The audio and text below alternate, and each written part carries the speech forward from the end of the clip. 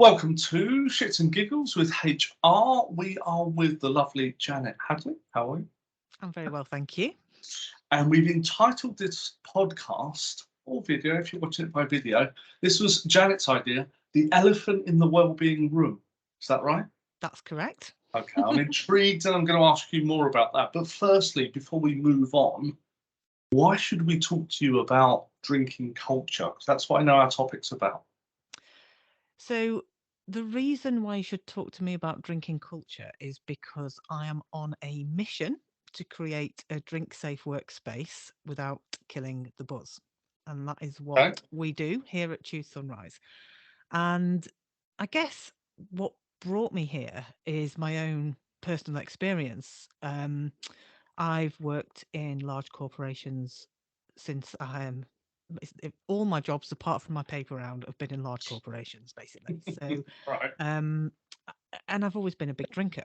And those two things go very nicely together, actually, as it turns out. So I was a big drinker at school, actually, from the age of 14, big drinker through sixth form, big drinker through university. And I thought, do you know what? I'm going to have to calm this down a bit when I get my first proper job. I was wrong. I had to dial it up a bit because when I joined the trading floor of a large supermarket whose head office is based in Leeds, I was quite shocked actually. It was such a boozy culture. So it suited me down to the ground at the time. Yeah. We would be out from 4 p.m. till 4 a.m. on a Oh, Friday. I mean, that's heavy. it's proper heavy, isn't it? And you know, I never saw anything wrong with it, and um, it was almost a culture where you had to be part of that in crowd in order to be considered for promotion. Right. Um, Okay. and I do remember there being a couple of pregnant, well, not pregnant women, well, there were pregnant women or people who were on, who were recently back from maternity leave, who I feel so guilty now seeing this, but they weren't part of the in crowd. They weren't ever out in the pub with us, and they were passed up for promotion. They weren't. There was a real culture of, well, they're only part time and they're not really serious about their careers, and it's a horrible toxic culture actually for someone to work in who has a young child. And I actually do feel incredibly guilty now looking back on it and thinking about how I was part of that. And actually, I mean, fast forward to a couple of years ago when I decided to stop drinking, which I've obviously missed out a huge amount of story. um I really only saw for the first time how much the drinking culture in the workplace had influenced me. Yeah. Now, I'm not saying that it's because I would never say it was my employer's fault that I developed a problem with my drinking, but it certainly didn't.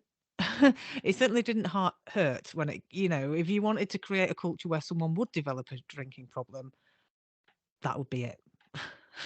Right. Okay. Okay. So there's a hell of a story there from heavy drinking. Now you haven't had a drink for 2 years, Two and a half, yeah, two and a nearly half three, years. nearly three. Okay, but Yep. you were by no means an alcoholic. You were just part of the drinking culture. Well, this is a very interesting question because there is no formal definition of an alcoholic. Okay. So I don't really use the term alcoholic. People tend to think that there are normal drinkers and there are alcoholics, and there's not a lot in the middle. And the truth of the matter is that most drinkers are somewhere in that grey area in between those two ends of the spectrum. Um, and actually, sometimes what happens is, like in my case, I had some really devastating news. Um, so people do face, death and bereavement and trauma and serious illness and things like that as they get into, the 40s generally. Yeah. And it can really, for someone who's always turned to alcohol at the end of every stressful day or at the every Friday night or for every celebration and commiseration ever for the whole life, when you get some news like that, you end up drinking. And my relationship with alcohol really changed, became much darker, and it started to be a kind of drinking to forget relationship with alcohol rather than a drinking to have fun relationship with alcohol. And I think that's, well, it is very common. Um, there's all kinds of reasons why people find themselves in trouble with alcohol. And there doesn't have to be a reason. Let's face it, it's an addictive substance that we are Right. subjected to marketing Yep. to on a daily basis. Active marketing, passive marketing, it's just everywhere. And it's no wonder really that some people find that they're having trouble controlling it. So I don't, I'm not sure about the word alcoholic. I'd almost argue that anyone who drinks regularly probably is something of an alcoholic because Okay. they keep drinking. Okay. All right. Well, I'm intrigued by Yeah. something particularly you said so far. So you said drink safe workspace. I haven't Yes. heard that before.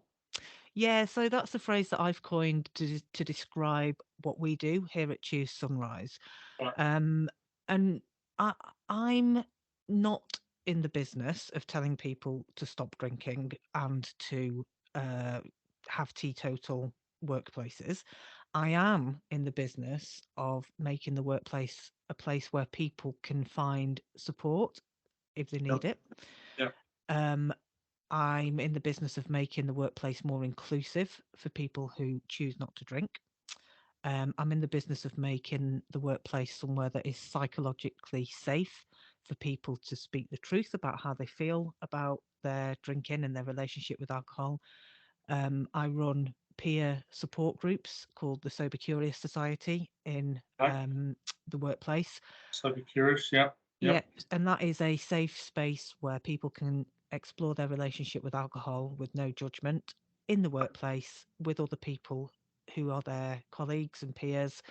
Perhaps, there'll be some senior leaders in there, there'll be some very junior people in there. Everyone's in there for the same reason. They're interested in exploring their relationship with alcohol and potentially doing something to change it. And they get all the resources that they need to do that if they wish to. There is no pressure for them to go sober or, do anything other than turn up and listen and chat. Um, So it's not as if you're a vegan society trying to stop the meat eaters. exactly. It's about giving people a different perspective. And for Okay. me, no, when I was growing up, my heroes were people like Zoe Ball and Sarah Cox. I was a proper 90s ladette drinker, and all my role models were drinkers. My parents are big drinkers. All my relatives, like my friends, everyone was a drinker, and I Yeah. never ever had any sober role models. And I think that's true of a lot of people my age.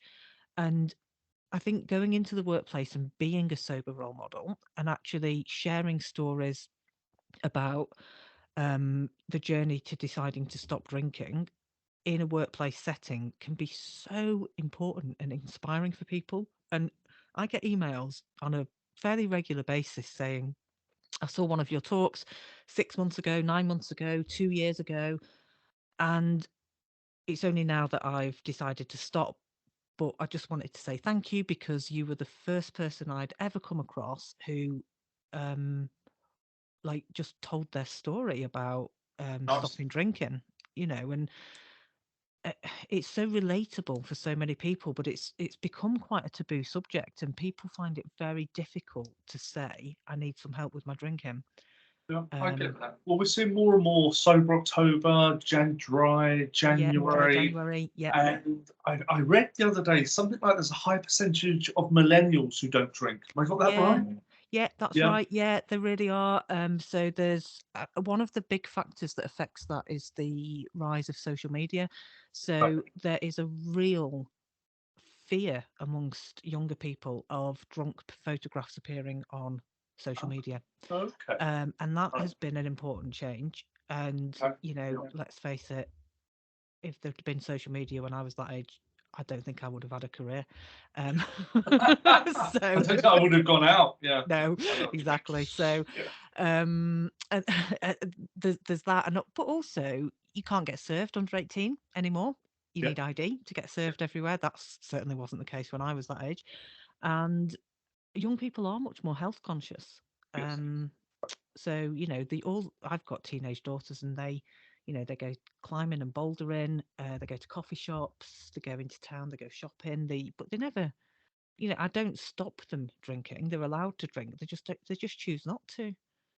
That generation, they seem much more aware than we were. They're aware Yeah, of the planet. They're aware of what they're eating. Aware of diet. They're drinking water. I don't think I drank water till I was probably 35. Yeah, yeah. They seem yeah, much more educated. Know what they want. yes, I agree. I think they've got their heads screwed on better than certainly I did at that age. Feels like it. I've got a list here of questions, so we're going to do a quick fire round if that's all right. They're Yeah, sure. questions that people type into Google, and they want to get the answer from an expert. I think Okay. you've told us you're an expert, your journey, why you understand this, and you're trying to do sober, curious society. I love that. Sober, curious society. Um, let's start with, when did the drinking culture start, do you think? Well, in the UK, um, Yeah. there is one theory which I think really rings true, which is that it's kind of always been there since we started to ferment something called small beer to use as a drink because water wasn't safe to drink. And Okay. this very sort of weak fermentation of it was a very, very weak beer was what everybody drank. But it almost gave Westerners a tolerance to alcohol. And what happened in the East, in Asia, the Southeast Asia in particular, was that people made tea. They made green tea to make their water safe, and that perhaps over the centuries, genetically, the Western world has become more accustomed to drinking alcohol. Right. And there is certainly some differences genetically between um, different nationalities in terms of their actual speed that they process alcohol Yeah. at. Yeah. So I think that's kind of the origins of our drinking culture. Interesting, because when you were talking about that, I was thinking about gin was given as a shot, not shot, but something to kids in Victorian days, wasn't it? Gin It was like was, water, wasn't it? yeah, I think there was a story, uh, Mother's Ruin. Yes. Gin was kind of called Mother's Ruin because there was obviously there was really, really high rates of infant mortality in impoverished areas, in Victorian and pre-Victorian eras, and the grief and bereavement and loss and sorrow that the mothers suffered from, they what tended to happen was they made gin, homemade gin, to literally drown the sorrows. And um, yeah, and I think it may even have been like encouraged or subsidized at one point, um, which was, I think, retrospectively a bit of a scandal, given that what it really needed to happen was they needed to make the conditions in the slums better so that they weren't suffering from all these bereavements in the first place. But you know, yeah, I that's a get you. I get you. yeah, And yeah. it's second question is, which country has the best drinking culture? Oh, the best, as in, by whose standards? I think what they're asking is best in terms of positive, maybe low alcohol or no alcohol, or maybe Well, the opposite to the UK. yeah, well, any country that is a strict Islamic country would be teetotal. So Yeah. yeah, Yeah. you've got all of the there's an awful lot of countries that would fall into that category. Um, I- yeah, I had a great holiday in Morocco actually. I have to say, where there's just no pressure to drink whatsoever, just lots and lots of mint tea everywhere. Wonderful. And what it says here, what culture has the highest rate of alcoholism? Oh, it'll be kind of Russia and surrounding areas. It's not Okay. actually Russia that has the highest rate, but it's those kind of that Eastern Bloc, Yeah. all of the countries around there where they've got very heavy vodka drinking culture. There are some really high numbers.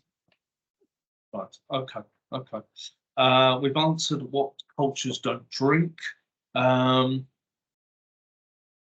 why is drinking so ingrained in our culture? I think you've partly answered that, Mm, going back to the yeah. fermented beer. Um, hmm. Okay, but the bit I'm particularly interested in is, if I'm a HR manager and I'm listening to this podcast and coming back to drink safe workspace, what can I do to help? So there's a few easy zero cost things that you can do. So send an email to the leadership team that you look after and say, before you buy everyone a bottle of wine or champagne for Christmas, have you asked them if they'd prefer a gift that doesn't contain alcohol? Okay. Yep. So that's an easy one. Yep. Good. As you are planning your works do, or any kind of event at work, do some drinks matching of alcohol drinks for non-alcohol alternatives. So if you're serving beer, have no alcohol beer available. If you're serving champagne, have a no secco, or I'd go for the Thompson and Scott Naughty personally. That is the best one. But there are so many low alcohol, zero alcohol alternative drinks on the market. There is no excuse for not having them. Okay, and I guess there's this peer pressure of going out on a work to do, feeling as though I've got to drink, got to be part of the in crowd that you mentioned. Yeah, so I run a webinar called Sober Shaming in the Workplace, and it's really Okay. about supporting people. It, it it runs through some lived experience stories that Yep. people have been kind enough to share with me, and they're spoken by actors where they've suffered um, real peer pressure and what's happened as a result of that, and how it's made them feel. Yep. Um, and then it offers alternatives. It kind of basically brings everyone up to the same standard of saying, look, that's not acceptable on any of our workplace events. And instead, if someone says that they're not drinking, this is how to behave. And actually, if somebody has confided in you that they're not going to drink, that might be a buddy to them, how to be a good buddy to someone who's perhaps in recovery and they don't want everyone to know that. Yeah. Yep. Understood. So how to be a good buddy to them, that type of thing. So yeah, there's a lot of things that HR managers can do, a lot. Oh, There's also a really big piece about leading from the top. yep. And I specifically really do enjoy actually going in to speak to the senior managers in the workplace about the culture that they're setting and how their behaviours impact on the entire organisation and what messages they're sending out, because that's actually sometimes the only thing that needs to change. I just want to explore for a moment.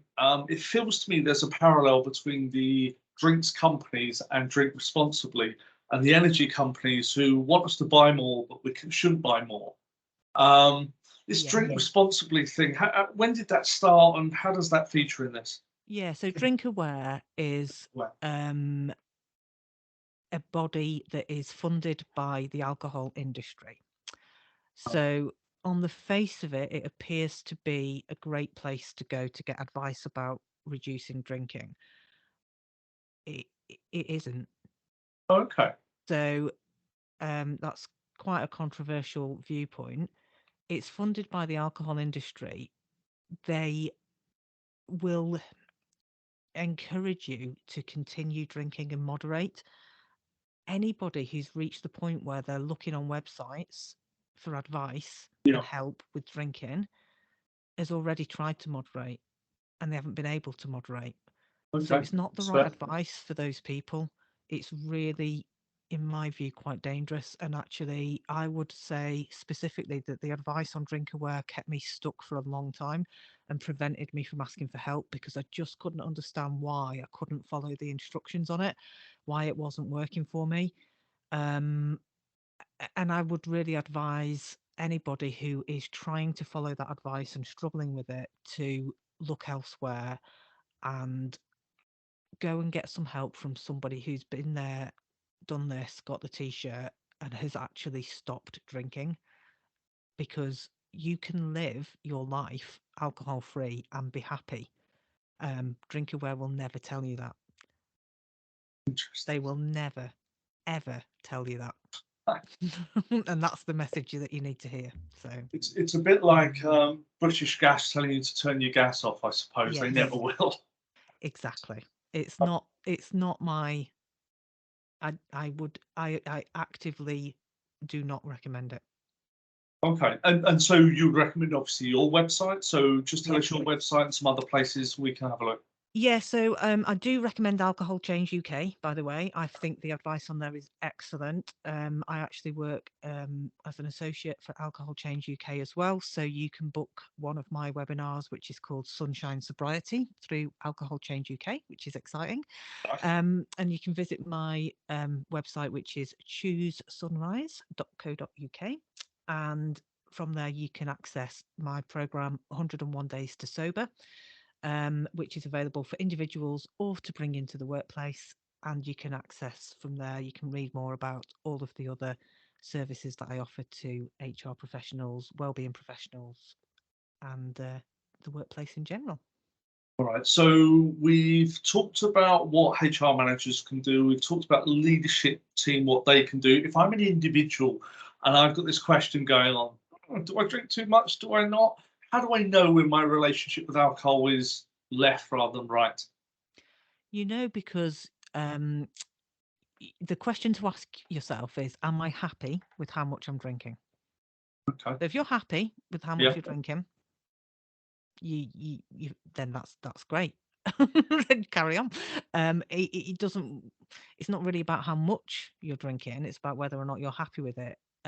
If you are unhappy with the amount you're drinking, and that quite often manifests itself as drinking more than you intended to, promising yourself you won't drink tonight and then drinking, waking up saying, I can't live like this anymore. I'm going to stop. I'm going to make changes, and then not being able to stick to the rules you put in place. Yeah. Those for me are the signs that that we can help you. That makes sense. That makes sense. Certainly for me, some years ago, we'd not every weekend, but we'd go out with friends and then sort of write off Saturday or Sunday. You think, really, is this what I Yeah, want to do? So we stopped the binge drinking. Um, yeah, in answer to your question, am I happy? Yes, I think I am. I wasn't happy with yeah, writing off a whole day because I decided the night before I'd just, go for yeah, it. yeah. And you know what? That's great because I do meet a lot of people who used to be heavy drinkers and they decided they were not happy with that and they now are successful moderators. And there is nothing wrong with that. And actually, to be fair to Drink Aware, that is actually something that's possible for some people.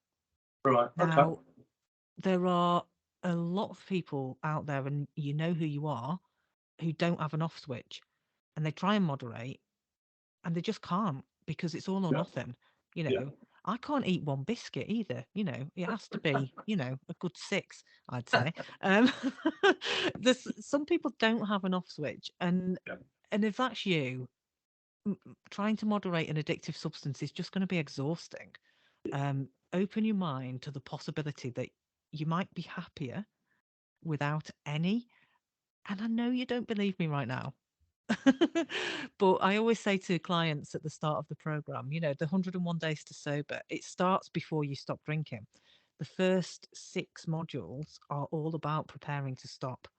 Okay. Then you Right. stop for 101 days, and the last 6 modules are about what's next, and whether you decide to go back to drinking or not is entirely your choice. So it's really more like a 6-month program with the 101 alcohol-free days in the middle of it, and potentially continuing on from that, should you choose to. And what I do find is a lot of people, they do the 101 days, they go back to drinking, and then they go, I don't like it. I don't actually like it anymore. It's not worth it. What it's giving Yeah. me isn't worth what it's taking away from me. Now that I've had that taste of getting up on a Saturday morning and going for a run and feeling fresh every day and being clear headed, I've tried going back to it and I'm just don't want to anymore. And they genuinely don't want to drink anymore. And it's brilliant. That's what we're looking for, really. I like that because you're sort of giving them the opportunity to then decide, which is Yes. great. You're not Yeah, it saying is. rah rah, we ought to all be sober. What you are saying is try this, see Yep. what you think, Yeah, look at what you get in the plus column, the minus column, and figure out the way forward. exactly. Yeah, it's all All about right. choice. All All right. about choice. Yeah. And my last question for you is the title of the podcast is The Elephant in the Wellbeing Room. Why did you choose that as the title? I think I know. Yeah, I believe very strongly and firmly that alcohol underpins every single pillar of well-being, no matter which model you look at. If you think about physical health, mental health, financial health, your relationships with other people, spirituality, all of the classic aspects of well-being are impacted by your relationship with alcohol. If you are drinking more than you're happy with, all of those other well-being, um, you know, cornerstones, if you like, they will be out of kilter. And it can be very difficult for somebody to get to grips with feeling good overall Yep. if they're in that place with alcohol. And yet, I could count on one hand the number of employers who I think have got this right and have really got brilliant provision in the workplace for this. There's a real tendency for employers to see this as something that the employee assistance program will do. Yep. I used the employee assistance program at the place that I worked, and it was a brilliant employee assistance program, very well funded. Had been used successfully for lots of other things for people in my team and for me. And all they really offered was an online kind of quiz course thing, which wasn't much help and told me to moderate, which I already knew. Signposted me to AA.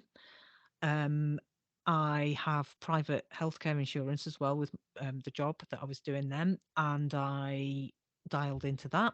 I was told that rehab was an exemption. I was like, I don't need to go to rehab. I just want. I'd found an alcohol specific counsellor who I wanted to go and see, and they said no, it's classed as rehab. You can't see that counsellor. You can see a general counsellor. So I went to see a general Yeah. counsellor, who in the first session told me that she drinks far more than I do and not to worry.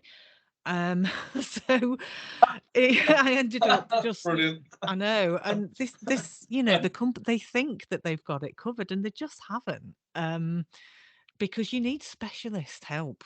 It's it's not something that I would never ever advocate getting help from a drinker with drinking. Yeah.